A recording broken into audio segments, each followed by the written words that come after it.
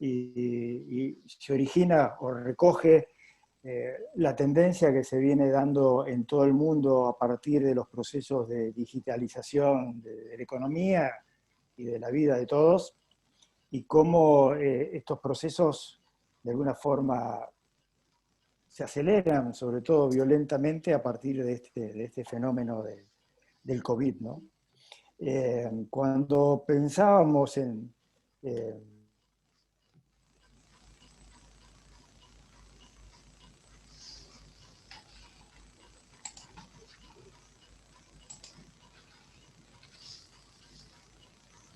Ahí lo perdimos a Fernando.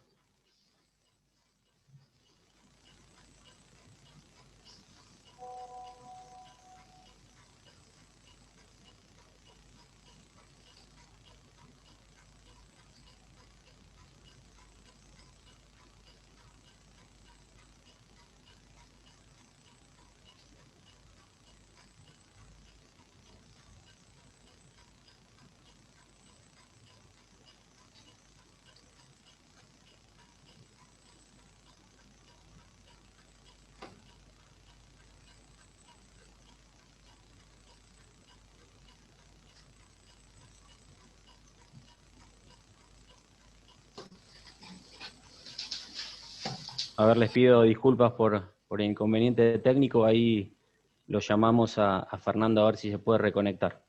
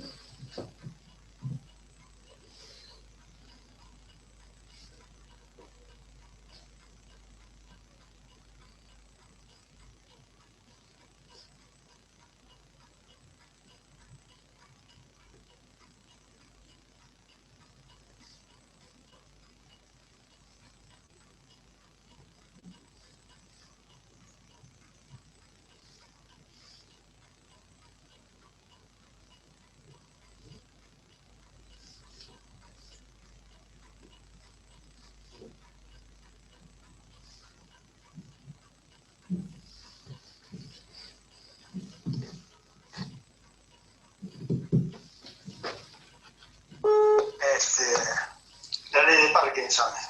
Estoy tratando de conectarme de vuelta. Ah, bueno.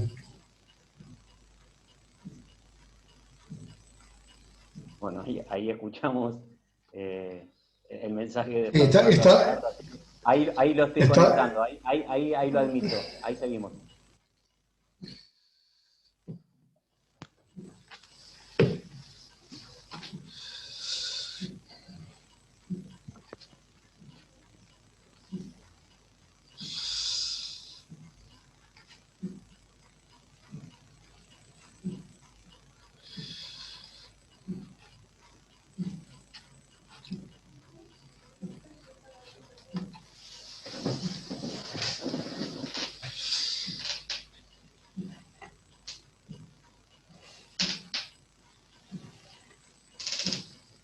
¿La están viendo ahora?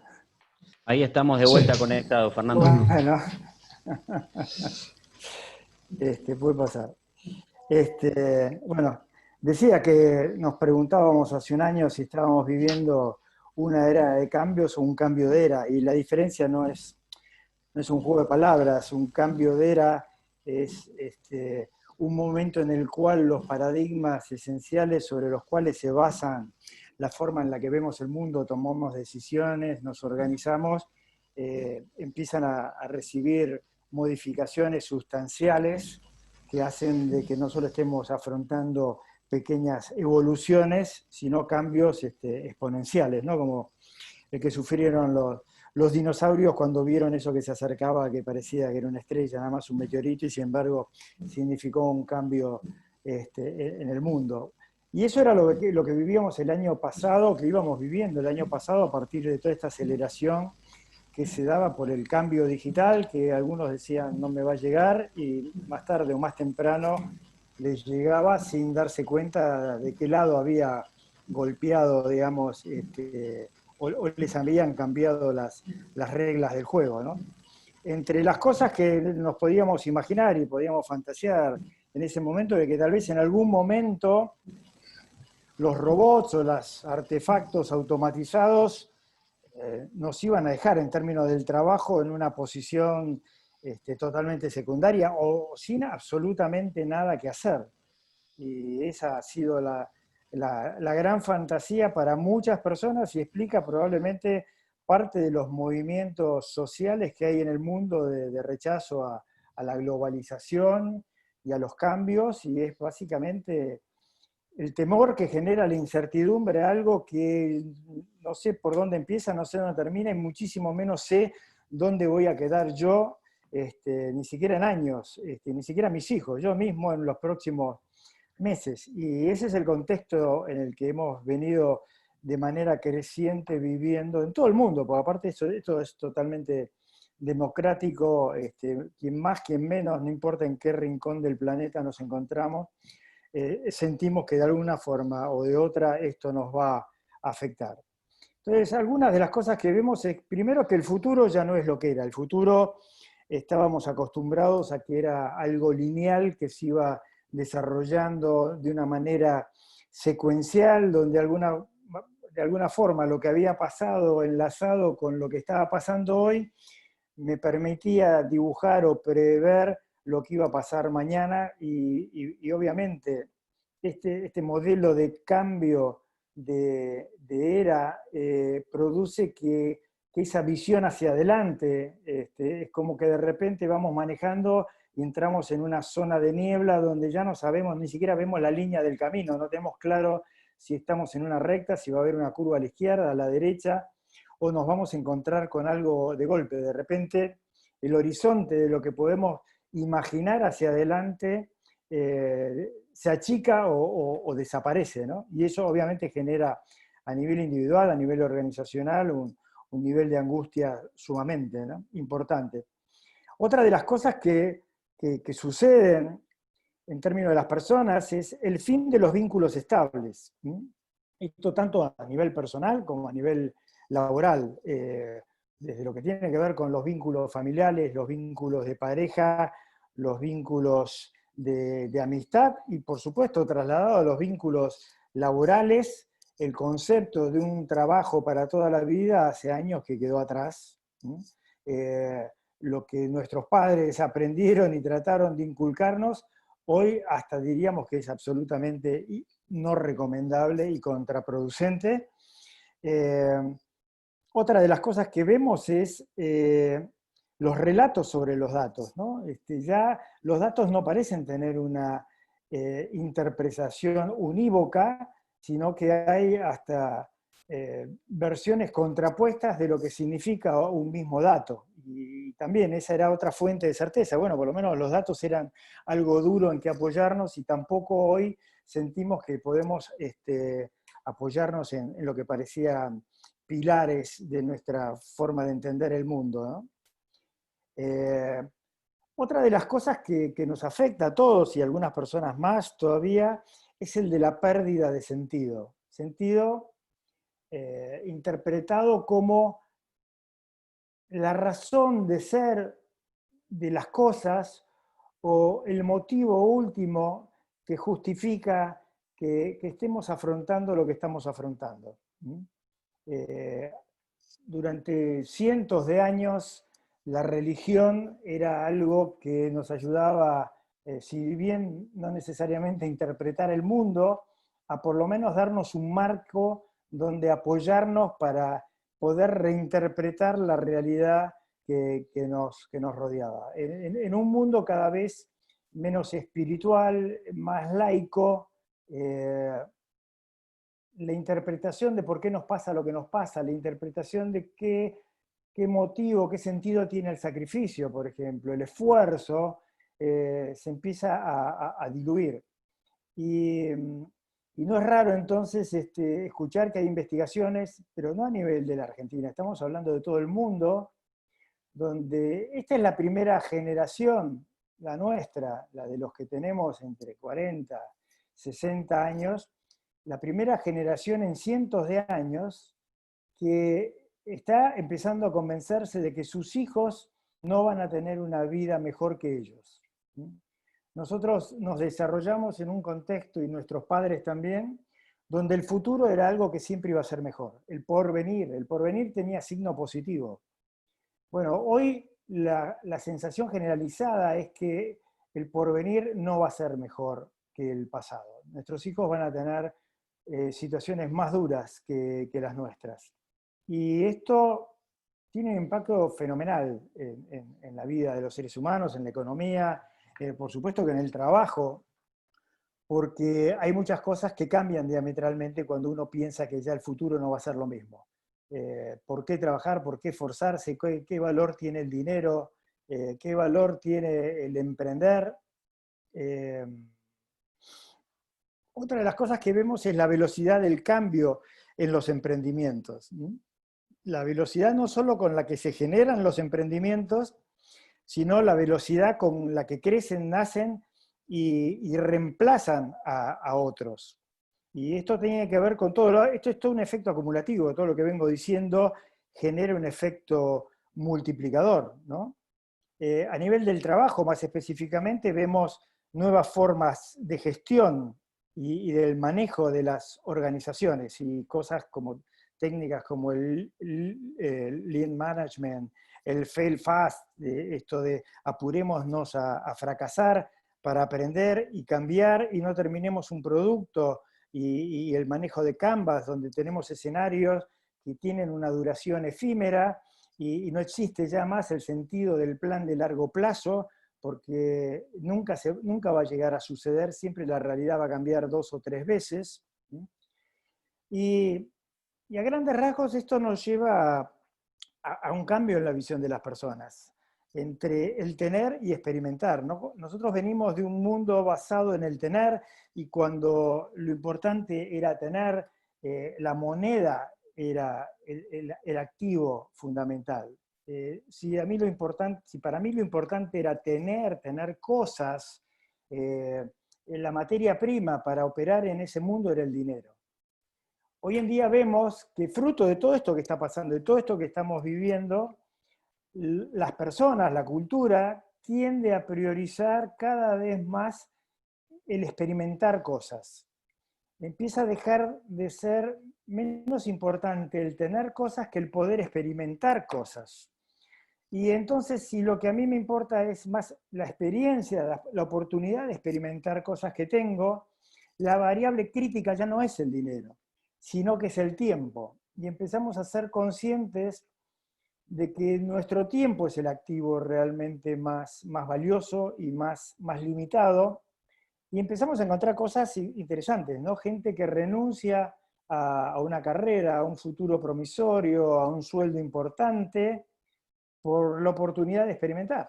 Gente que abandona una carrera en una gran compañía por ir a lo hubiéramos llamado un futuro incierto, viajando por el mundo, y cuando uno le pregunta, ¿y qué vas a hacer después de este año sabático? No sé, veremos. La sensación que tiene toda una generación de que en realidad de alguna forma se va a arreglar, algo va a conseguir. Y esto surge también de esa sensación de desengaño de que esa promesa de futuro promisorio y creciente en realidad era una promesa vana, ¿no?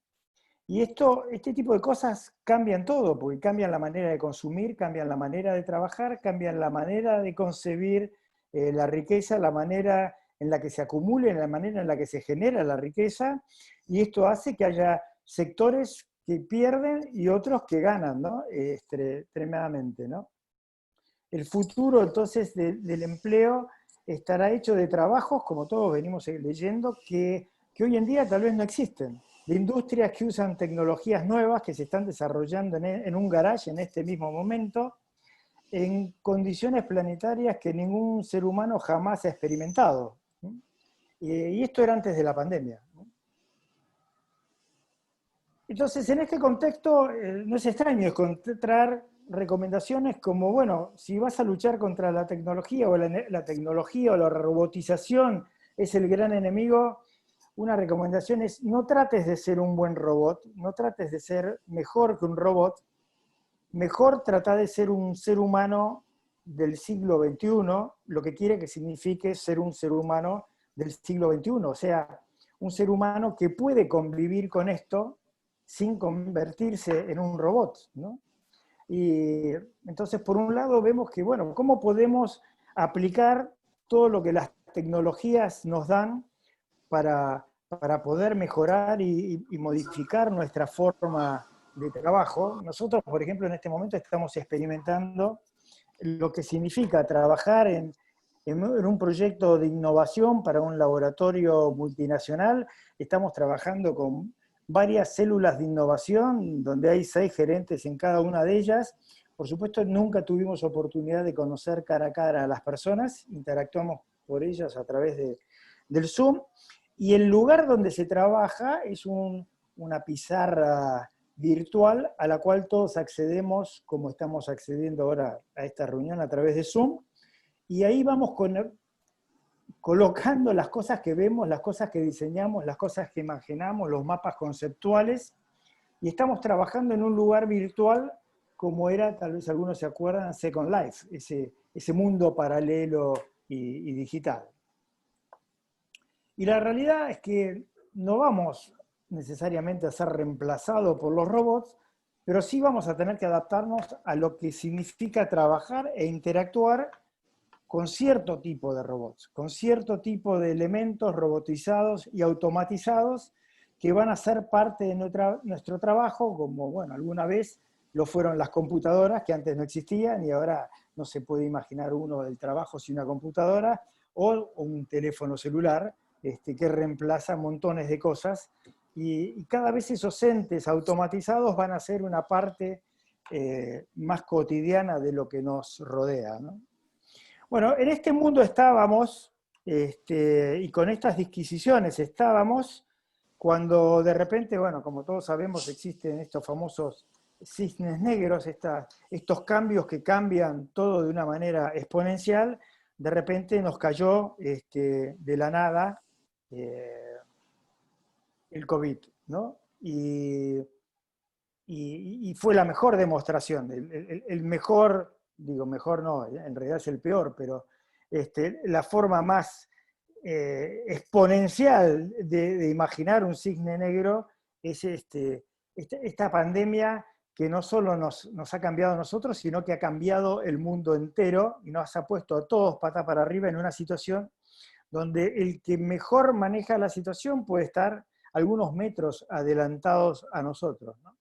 Bueno, entonces, ¿cuáles son algunas reflexiones que podríamos hacernos en relación al trabajo digital en este contexto de cambio que se venía dando y ahora de esto exponencialmente multiplicado por esta situación del COVID? La primera metáfora que tenemos es esta, ¿no? Estamos en un submarino y somos el capitán y alguien se acerca y nos dice, jefe, tenemos un incendio en la sala de máquinas, ¿no? Lo cual es una tremenda emergencia, pero a los 5 minutos viene alguien que nos dice, se rompió el timón y en 15 minutos chocamos contra un arrecife. Y esto de alguna forma se parece a la situación actual, ¿no? Donde tenemos una cosa de extrema gravedad y tenemos que tomar al mismo tiempo, o tenemos que operar al mismo tiempo, trabajando con el corto y el mediano plazo. Y no podemos elegir, nos vamos a dedicar al corto y vamos a olvidar el mediano plazo.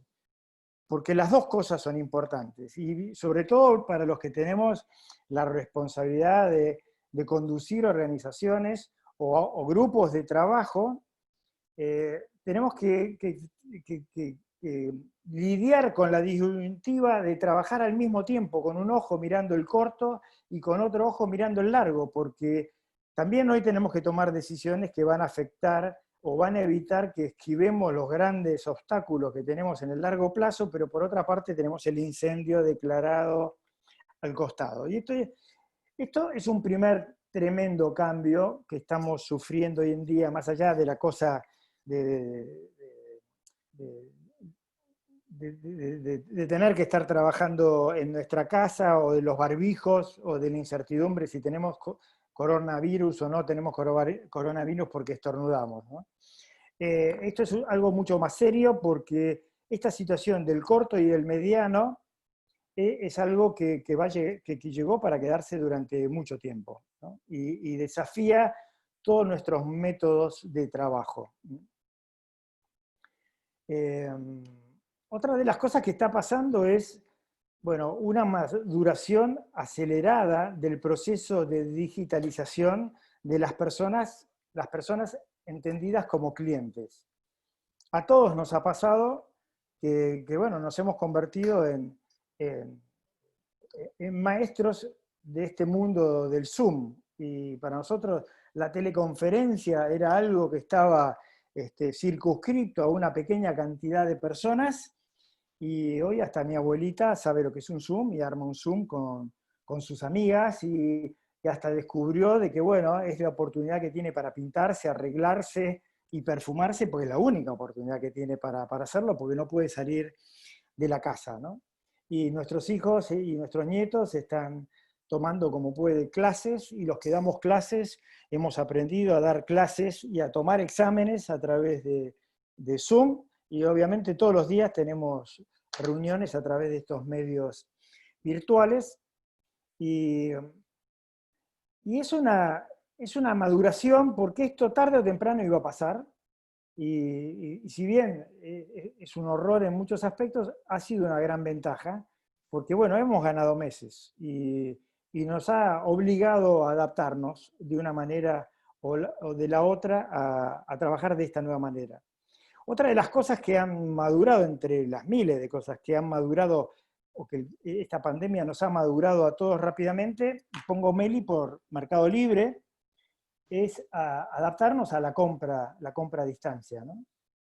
Mercado Libre ha incorporado 2 millones de clientes nuevos en los últimos 4 meses, personas que nunca antes habían comprado a través de Mercado Libre y que han comprado por primera vez.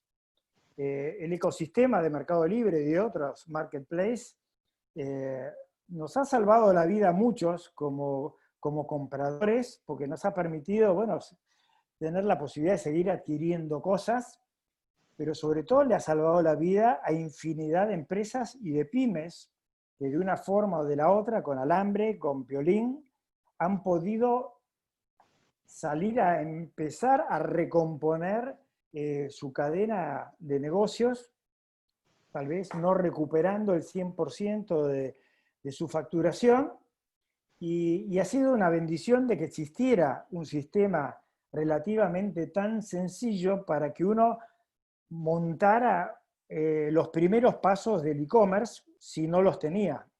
Por supuesto que hay gente que todavía no lo ha podido hacer, y así es como hemos visto que han cerrado montones, lamentablemente, de restaurantes y de tiendas, cuando otras del mismo rubro hoy están teniendo un desarrollo, no sé, en un caso que conozco, la cadena de confiterías Pani, que en este momento está facturando más de lo que facturaba antes de la pandemia. Y todo por la entrega a domicilio. Todas las mañanas tienen colas de remises que salen a retirar desayunos que son regalos, o desayunos con los que uno se gratifica, no sé, en rubros como por ejemplo blanco, tiendas de sábanas, toallas, etcétera. Conozco casos de tiendas con 30 años establecidas con local a la calle en el 11 que están en picada libre, y otros pequeños negocios manejados por entrepreneurs de veintitantos años que salieron a armar y que están despachando. ¿Por qué? Porque rápidamente se pudieron subir a Mercado Libre, a Instagram, armaron una cadena con sus proveedores. Si no podían facturar ellos, facturaban por cuenta y orden de su proveedor, y pudieron montarse a barrenar en esta ola porque tuvieron la capacidad para adaptarse rápidamente. O sea, al mismo tiempo y en el mismo rubro estamos viendo quienes no se pudieron adaptar y están desapareciendo, lamentablemente, y con ellos todos los empleados que tenían, y otros que se han podido adaptar y están creciendo a una velocidad fenomenal simplemente por haber podido entender las oportunidades que las herramientas y los canales digitales les estaban dando, y poder enlazar los elementos básicos y poder avanzar. Desde el punto de vista de las empresas vemos esto, ¿no? Un grado de maduración disímiles. ¿En qué órdenes? Vemos cambios en los modelos de negocio, bueno, de la atención personalizada a la atención a distancia, de en algunos casos brindar productos a pasar a brindar servicios, cambios en términos de la infraestructura, ¿no? De no necesitar más las oficinas, no sé, en nuestro caso el 100%, gracias a Dios, de nuestros 60 empleados están trabajando desde el día 2 desde su casa, y nuestras oficinas hoy solo contienen algunos servidores. Obviamente hay compañías como WeWork, por ejemplo, que han recibido un Exosec de lleno, y otras que se están adaptando, que son casos como Airbnb, que están viendo migrar su negocio de alquiler, por ejemplo, ya no tanto para los viajes internacionales, sino para los viajes cortos, gente que está a través de Airbnb alquilando casas porque están dejando su departamento y están migrando hacia una casa en las afueras, ¿no? Por supuesto, los procesos de digitalización que venían dándose en las compañías, el reemplazo del papel por otros digitalizados, el dejar de tener la información en servidores propios y pasar a la nube, se ha acelerado de una manera violenta. Los procesos que permiten gestionar el trabajo en las compañías, algunos han sido reemplazados por otros, se han simplificado. Todos los esquemas de toma de decisiones también han cambiado. La automatización de algunos procesos, incluso la incorporación de algunas capas de inteligencia artificial, de manera tal de que sean sistemas los que pueden tomar ciertas pequeñas decisiones y no requieran de una persona.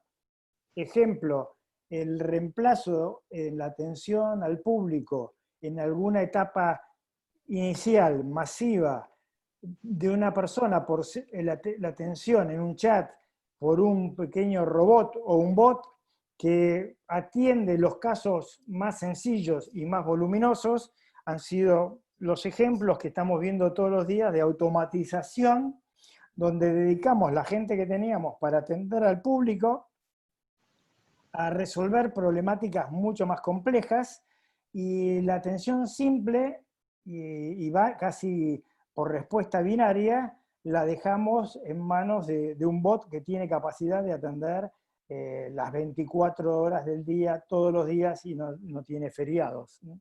Con lo cual, en alguna medida también estamos mejorando la experiencia de los clientes, porque lo podemos atender en cualquier momento. Obviamente, entre las cosas que ha pasado es que los esquemas horarios en los que suceden las cosas han cambiado totalmente. De la misma manera que, como sabemos y sufrimos, ya nuestra jornada laboral se ha extendido del otro lado, del lado del cliente o del lado del que necesita hacer un trámite con con una empresa, con un ente gubernamental, hoy a través de la automatización y de los canales digitales, lo que antes sucedía en un horario de lunes a viernes de 9 a 18 horas, hoy sucede en una jornada muchísimo más extendida, si no es que sucede las 24 horas. Son muchísimas las compañías que ahora han empezado a abrir como canal de atención a sus clientes las redes sociales. Lo que antes se hacía a través de un call center, ahora lo hace un equipo que opera con la misma lógica, pero no a través de una conversación telefónica, sino a través de una contestación bajo canales como pueden ser Instagram, puede ser Facebook, puede ser Twitter, donde la persona que está atendiendo es muchísimo más productiva, porque tal vez contacta a la persona luego de haber leído cuál era el problema, y la contacta cuando ya tiene la solución en la mano. Entonces es más efectiva para el cliente, es más efectiva para la compañía. También hay un problema de adaptación disímil en términos de los empleados, ¿no? Obviamente, no todas las personas se adaptan, no solo a las jornadas de la época de la pandemia, sino también a la gestión digital.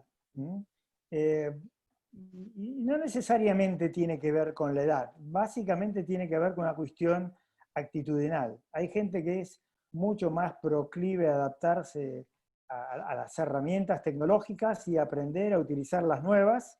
De hecho, como yo mencionaba hace un rato, esas abuelas que aprendieron a manejar Zoom, y por ahí no saben manejar una computadora, pero saben prender lo básico, o desde el teléfono saben conectarse por Zoom con sus amigas, y lo aprendieron. Y tal vez no puedan operar el home banking, pero eso básico en este momento les ha salvado la vida. Entonces, el tema de la adaptación a la tecnología digital sí tiene que ver con la generación, puede tener que ver con la edad, pero fundamentalmente tiene que ver con la cuestión de actitud, ¿no? Hay personas que son más fácilmente adaptables a las nuevas herramientas que otras.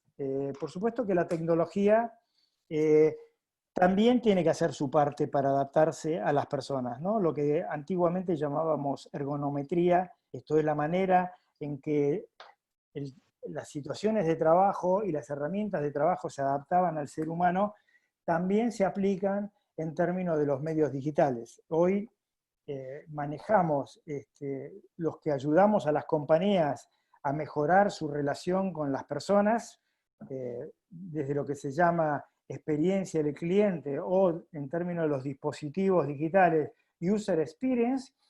Trabajamos todos los días en términos de revisar los dispositivos digitales para ver cómo se adaptan mejor a las personas. Nosotros, por ejemplo, en este momento estamos trabajando para un banco digital que existe aquí en la Argentina, que ya se ha lanzado, un banco que solo opera a través de un celular, que obviamente todo el proceso por el cual uno se registra en el banco y opera fue desarrollado por programadores, y ahora estamos trabajando en una segunda etapa de rediseño, tratando de ver etapa por etapa del manejo de las funciones de esa herramienta digital, pero mirándolo desde el lado del cliente, ¿no? Y haciendo esa experimentación nos encontramos con cosas como que, bueno, en un momento dado el banco digital de herramientas te pide sacarte una foto para registrarte.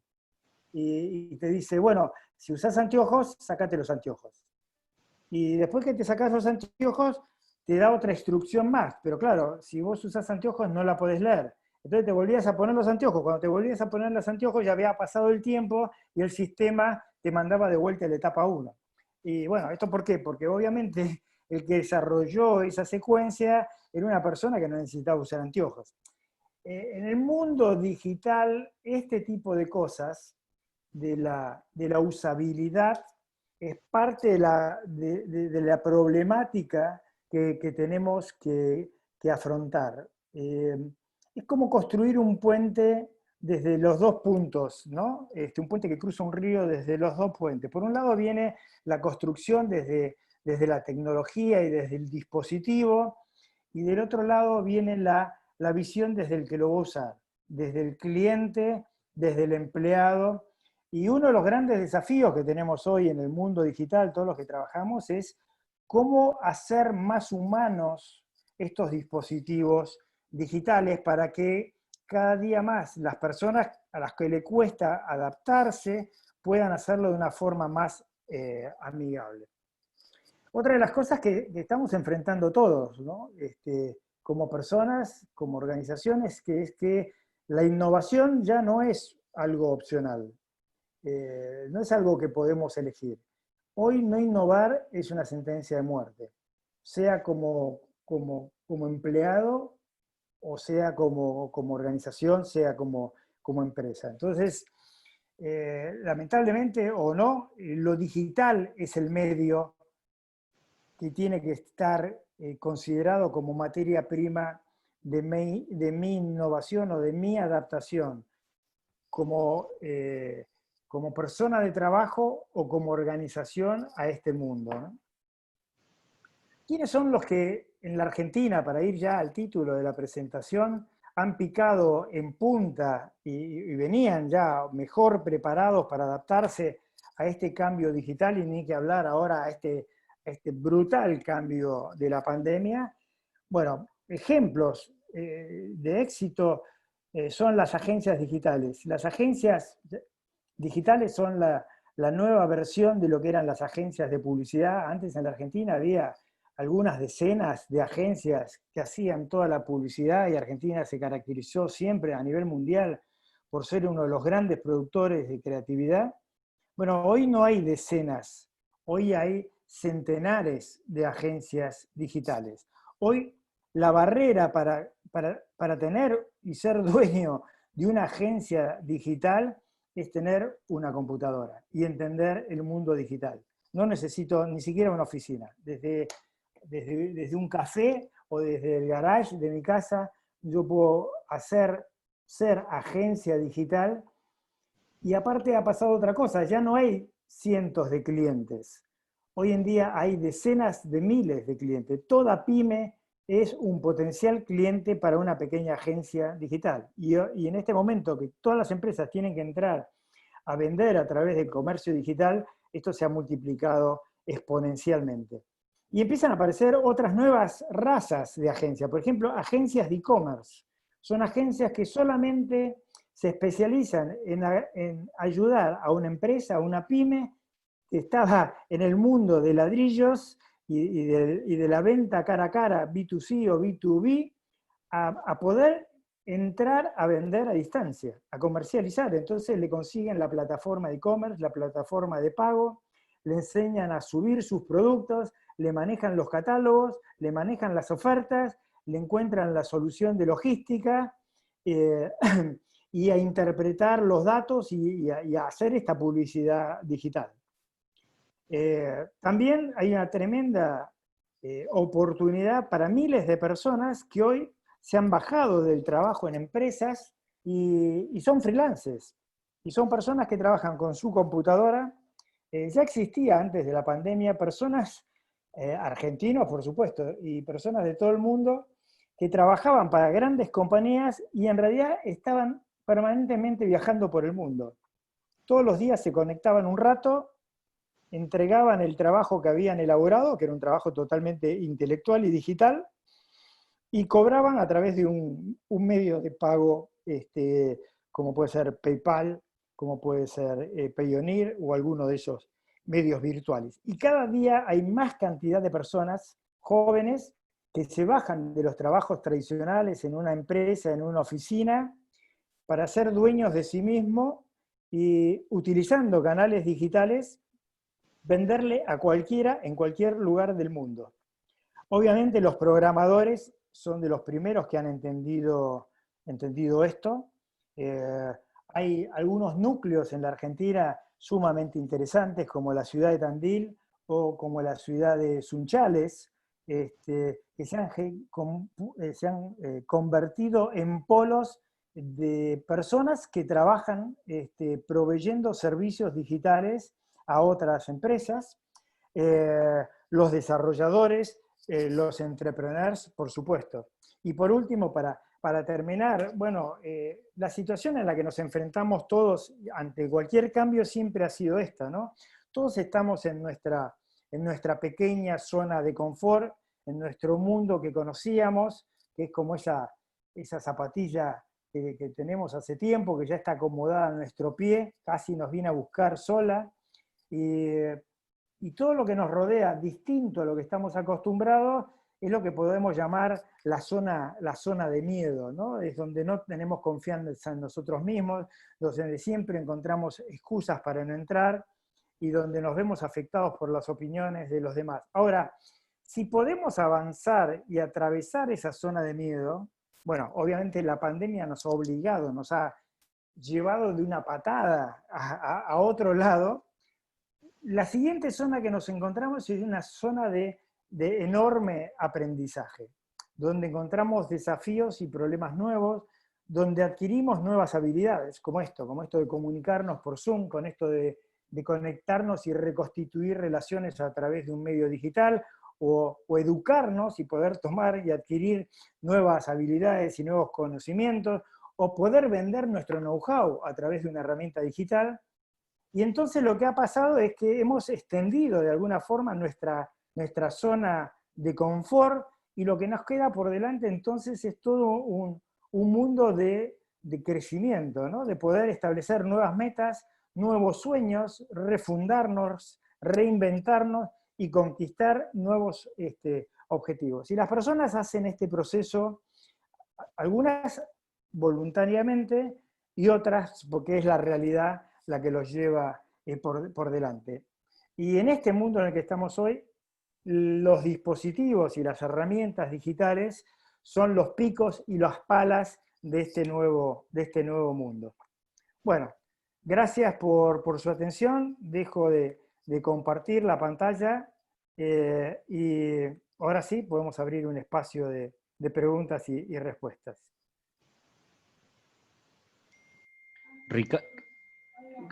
Ricardo, si querés hacer alguna consulta a vos, que me mandaste un mensaje que querías preguntar. Estás muteado, Ricardo.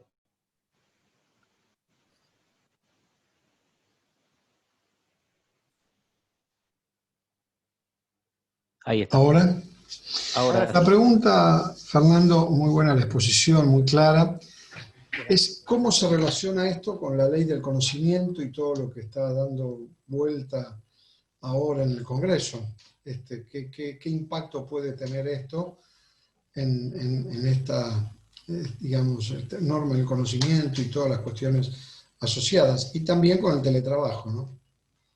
Sí, evidentemente son dos columnas vertebrales que condicionan o podrían potenciar nuestra capacidad para adaptarnos a este mundo, ¿no? Las empresas que ya picaron en punta, y no solo son grandes compañías, también son pequeñas organizaciones, muchas han basado su desarrollo en las posibilidades que esta ley del conocimiento, que fundamentalmente ofrecía algunos beneficios de tipo fiscal y sobre todo un cierto grado de estabilidad en términos de lo que es el marco jurídico impositivo, que es muchas veces lo único que pedimos los empresarios. Y los países que más han potenciado este tipo de industrias lo han hecho a través de esto, de contar con un marco legal que le permitiera hacerlo, ¿no? Y el teletrabajo, obviamente, también se ha sumado a esta problemática. Lamentablemente, lo que estamos viendo hoy, y voy a dar una interpretación, es como que a nivel del Estado no se sabe muy bien qué hacer con esto, ¿no? Seguramente por una razón de tipo más política que técnica. Técnico, existen todos los asesores posibles para explicar los beneficios y las limitaciones o el marco que habría que darle. Parecería ser que estos proyectos se vieron enfrentados contra una problemática de tipo política donde, en mi interpretación, este gobierno está apretando, se ve en la disyuntiva de apretar el acelerador y el freno al mismo tiempo, ¿no? ¿Cómo tomar gente en este momento si uno está creciendo con este grado de incertidumbre? ¿Cómo poder fomentar el teletrabajo, que ha sido una gran ventaja para todos los empleados, en su gran mayoría, si tenemos que al mismo tiempo mantener una infraestructura edilicia para que una persona vuelva el día que le dé la gana volver? Entonces, ¿cómo manejamos eso dentro de nuestra estructura de costos, ¿no? Y cómo los que tienen que invertir para dotarnos de las herramientas que necesitamos, llamémosle conectividad, llamémosle software, llamémosle capacidad de almacenamiento, ¿cómo lo van a hacer con un marco tan ambiguo, ¿no? Realmente es una pena. Desde ese punto de vista estábamos en el momento indicado, con la situación adecuada, y el que tiene que apretar el botón para potenciarlo, no solo no lo hace, sino que nos da ni siquiera señales contradictorias, señales en contra de esto. La verdad es una gran preocupación de toda la industria. Fernando, acá Florencia nos consulta, creo que tiene bastante relación con esto que venís diciendo, que es esta necesidad de flexibilidad y adaptabilidad de los empleados a las nuevas formas de trabajo y demás. Si podría chocar o cómo juega, si colisionan o no con las leyes laborales actuales, no con las que piensan en el futuro como la de teletrabajo o la de la que mencionaron recién, sino de las que ya tenemos hace años. Bueno, esto obviamente los abogados lo van a poder explicar mejor que nosotros, pero nuestra sensación es que estamos en el mundo del futuro y sentados arriba de un forté en términos del marco legal. Estamos en un marco legal construido en una época en la cual ni siquiera a través de la ciencia ficción se podían imaginar las condiciones que estamos viviendo en la realidad hoy. Entonces, es realmente problemático porque nos enfrenta a la necesidad de tirarnos a la pileta en un marco jurídico que nos da una incerteza o nos genera un nivel de riesgo fenomenal. Y entonces la decisión, ¿cuál es? Y bueno, cada uno toma decisiones diferentes. Hay gente que está desinvirtiendo en la Argentina y está llevando eso a otros países, o que lo está minimizando, no está creciendo todo lo que podría crecer. Lo que es seguro es que estamos generando muchísimas menos fuentes de trabajo de las que podríamos estar generando, porque si no, como empresarios nos estamos pegando un tiro en el pie, estamos hipotecando futuro. Realmente es un crimen, y asusta, a mí me da pavura ver que quienes tendrían que estar tratando de ayudarnos a empujar, a hacer crecer el trabajo, y estoy hablando del gobierno, estoy hablando del Congreso, estoy hablando de los sindicatos, hacen todo lo posible para no ayudar a que crezcan las fuentes de trabajo, ¿no? Uno se pregunta ¿para quién están trabajando? Bien, yo te quería consultar cómo hacen o alguna buena práctica o qué pasa en el día a día de las empresas con las distintas generaciones que conviven en estos procesos de adaptación. Entre ellos, vos alguna referencia hiciste a que es un tema de actitud, pero cómo conviven en ese día a día dentro de la organización. Y es complejo, ¿no? Porque hay gente que lo sufre, que realmente lo sufre, y en todo caso la organización no puede pedirle más de lo que ellos dan. Lo que estamos haciendo nosotros, y seguramente la mayoría de las empresas, es tomando más frecuentemente la temperatura de cómo se sienten los empleados, ¿no?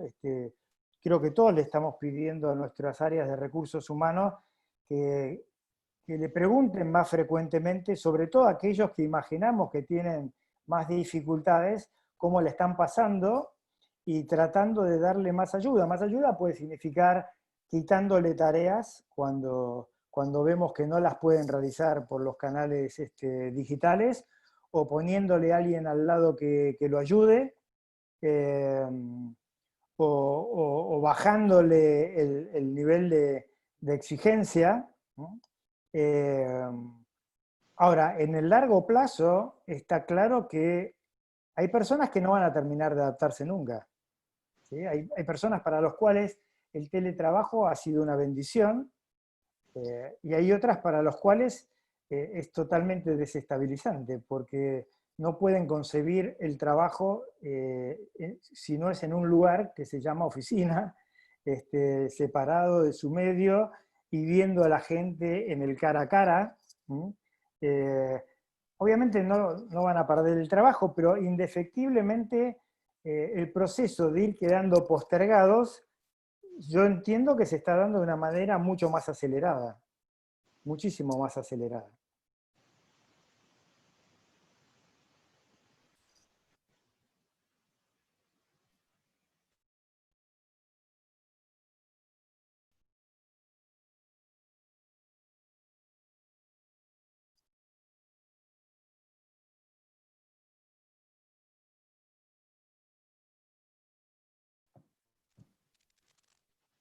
¿Hola? Hola. Sí, sí. ¿Me dabas la palabra a mí, Fer? Sí, la maneja Agustín. Agustín, estás muteado. No, perdón, en realidad te di la palabra porque tenés como la mano levantada. Fíjate, Claro, te claro, tocaron. sí, pero me apareció el cartel y entonces por eso... No, como eh, tenías la mano levantada pensé que querías hacer una pregunta, por sí, eso. sí, quería hacer una pregunta, pero de repente me sonó el teléfono y atendí, me apareció el cartel y entonces no tomé acción rápida. Bueno, Fer, primero que nada, felicitaciones y muy lindo todo lo Gracias, tuyo. Marcelo. Como siempre, un aporte importante para mí, ¿no? Vos sabés que yo tengo un equipo de vendedores en los cuales algunos son directos y otros son compartidos, digamos, ¿no? Y realmente la capacitación que tengo que hacer y el esfuerzo que le tengo que dedicar para que entren mínimamente en el Zoom para activar a la mayoría de sus clientes que el beneficio que he sacado y que hemos logrado con los clientes haciendo Zoom es impresionante, pero me cuesta horrores que ellos se adapten a esa realidad por un lado, y por el otro lado, este, por el otro lado,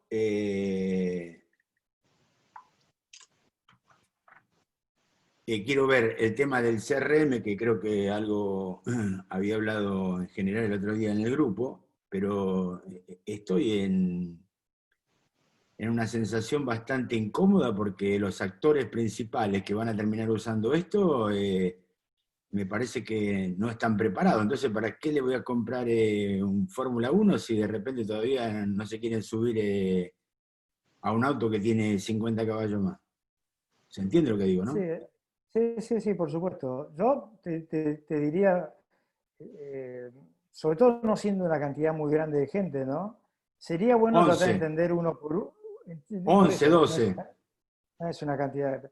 Sería bueno poner a alguien a hablar con ellos para tratar de entender en cada caso cuál es exactamente la dificultad, ¿no?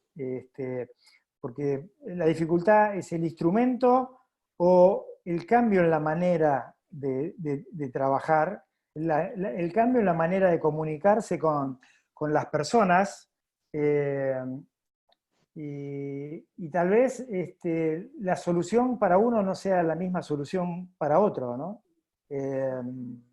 A veces la gente, más que necesitar un know-how, una herramienta, necesita contención, necesita que alguien lo escuche desde otro lado y que desde ese otro lado le pueda ayudar a imaginarse que él puede hacer el paso de hacer las cosas de otra manera.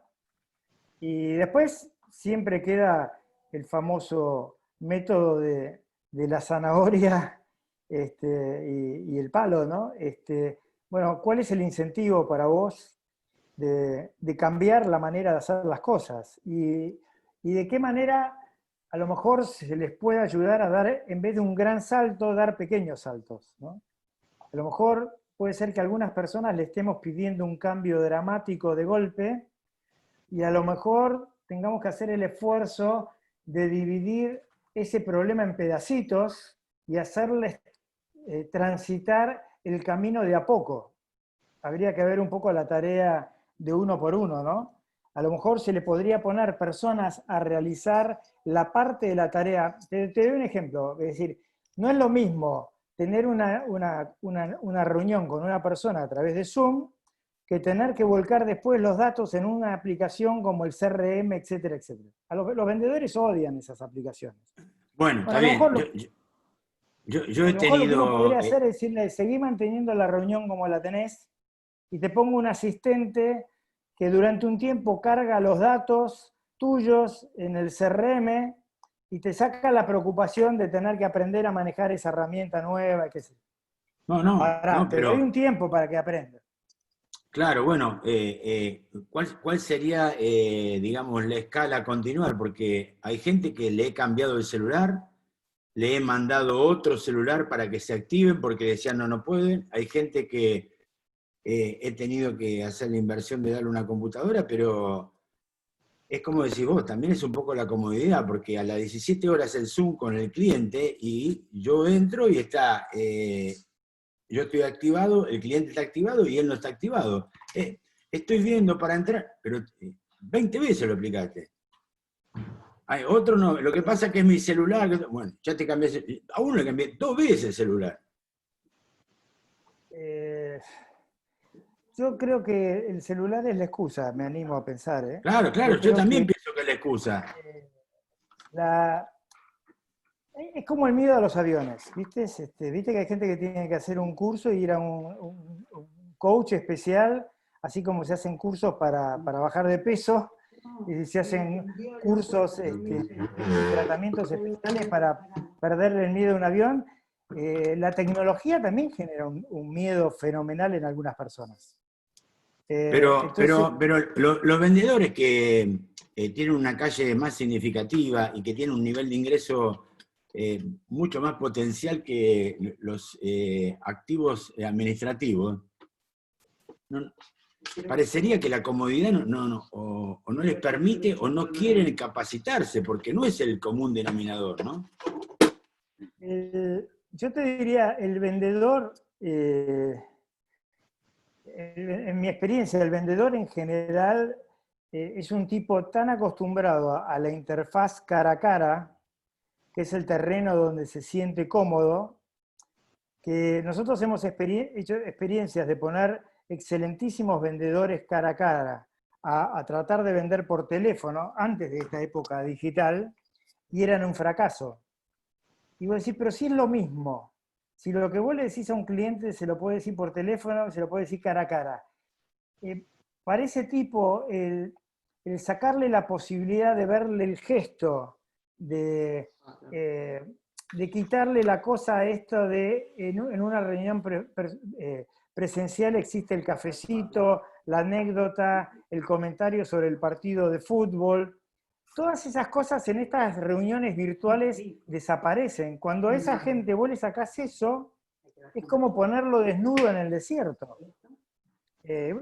Y uno no entiende qué es lo que perdió. Pero Fernando, discúlpame, ¿no? Pero yo te puedo asegurar que en clientes importantes, más allá de la pandemia, hemos logrado el 23% más de venta porque no le terminaban de explicar determinados sectores que la empresa vendía y ellos, es como decís vos, hablaban de fútbol, de café, de lo otro, pero dice, eso no lo sabíamos, Un caso normal. El distribuidor de materiales eléctricos, que es un canal nuestro, nosotros lo atendemos. ¿Antes lo explicaban cuando iban a reuniones presenciales? Lo deberían haber explicado, pero no lo explicaban. Tampoco y yo estaba convencido que sí lo explicaban. Entonces, cuando yo hacía la diferencia, el face to face, el Zoom con el cliente, me daba cuenta que me estaban comiendo, porque eso no se lo habían explicado. Bueno, ahí está bien. Entonces, Entonces no es que cambiaron los vendedores, siempre los vendedores siguen siendo iguales que siempre, lo que pasa es que ahora te enteraste. No, claro, y por eso digo yo, ¿cómo hago para llevarlos a eso? Porque ellos se están dando cuenta que con estas herramientas yo les marco los pasos y antes no se lo podía marcar tanto. ¿Qué hago? ¿Hago un instructivo paso a paso, mes a mes? ¿O trato de buscar gente moderna? Yo joven? intentaría las dos cosas. Probaría tomando a alguien moderno y después vería los resultados. Y si los resultados son abismalmente diferentes, después le mostrás al resto, esto es lo que te puede llegar a reemplazar. Vos toma tu decisión, ¿te adaptás o no te adaptás? Bueno, sí, yo he tomado 2 jóvenes y la verdad que el cambio es cibernético, ¿no? Totalmente. Pero vos sabés que ponerse en una inversión de un CRM, donde también tomamos la conciencia de que tenemos que poner una persona de sistema permanentemente las 8 horas, no es cosa menor, pero para que caiga en saco roto no tiene mucho sentido.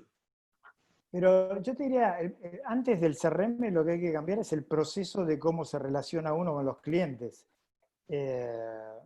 En realidad es más esencial la estrategia que la herramienta. Vos podés hacer la tarea de CRM, la podés hacer con un Excel. No necesitas tener una herramienta tremendamente sofisticada. No, El lo que tema es pasa es que a los administrativos de venta, que son los que están de soporte en la empresa, le quiero sacar gestión, Sí. porque se la quiero dar a los vendedores. Sí. ¿Se entiende, Fer, lo que digo? Totalmente, pero por ahí el problema no es la tecnología, sino son los vendedores, son Claro, las claro, personas. claro. Porque encima los vendedores cobran 10 veces más que los administrativos de venta. Y no es la Bueno, primera vez que te, ¿Yo? no es la primera vez que te encontrás que personas más basadas en los canales digitales y menos costosas generan una productividad infinitamente mayor que esos viejos popes con salarios o comisiones tan grandes. No, y tengo gente, bueno, vamos a decir unos jóvenes de nuestra edad, en el interior, y te digo que no entra en la tónica. Y Pero, a ver, Marcelo, se lo he demostrado con los clientes chochos de la vida, que hacemos un Zoom porque han abierto apertura y han conocido cosas de la empresa, por encima de nosotros hicimos un Zoom, hicimos un pequeño videíto de 2 minutos donde le mostramos rápidamente la empresa con un poco de interview, chocho de la vida, y a partir de ahí avanzó determinadas cosas que estaban media... Marcelo, contigo lo hemos conversado. Este cambio digital está haciendo no solo desaparecer vendedores de la vieja escuela, sino que está haciendo desaparecer muchos jugadores de lo que es el canal de intermediación. Hay muchas compañías que ahora ya no necesitan esa cadena mayorista, distribuidor zonal, distribuidor local y minorista. Están toda esa cadena brutal de intermediación eso está está afectando en puesto. todo el mundo. Claro, bueno, pero eso lamentablemente está puesto y en Argentina me parece que va a costar que salga. Pero los interlocutores entre las... No te creas, que está costando cada vez menos. Está costando, hay muchos rubros donde están empezando a desaparecer. Cuando una compañía como Unilever toma la decisión en todo el mundo, de que quiere conectarse directamente con 1.000 millones de consumidores, lo que está diciendo es, muchachos, más tarde o más temprano, yo voy a ir directamente. A muchos de ellos sin necesidad del supermercado, del almacén, de la perfumería. Claro. Es cuestión de tiempo. Es cuestión de tiempo. Sí, es cuestión de tiempo, pero yo te doy un ejemplo. No directamente que hace cable, pero como ser para darte un ejemplo, Schneider, que está en el rubro mío, que ha querido ir a muchas obras hoy en forma directa, en el mercado hoy está medio crucificado. Y el mercado de distribuidor de materiales eléctricos mueve el 80% de los productos eléctricos. Todavía en Argentina eso va a costar. Por eso que los interlocutores válidos... Va a costar hasta el día que deja de costar. Va a costar hasta el día que deja de costar. Bueno, Está bien. Mientras tanto, tengo que hacer un ABC, una escala. bueno, por un tema de tiempos de la conferencia y demás, vamos a ir cerrando. Desde ya les agradezco a los dos por este mano a mano que enriqueció la charla. Así que bueno, nuevamente les quiero agradecer a todos y especialmente a Fernando por su conferencia. Y nada, este video lo vamos a subir al canal de YouTube del estudio, así que cualquier cosa también pueden recurrir por esa vía al video nuevamente. Fernando, no sé si querés... Gracias nuevamente a todos y un gran saludo. Muchas gracias, adiós. Gracias, muy amable, un placer.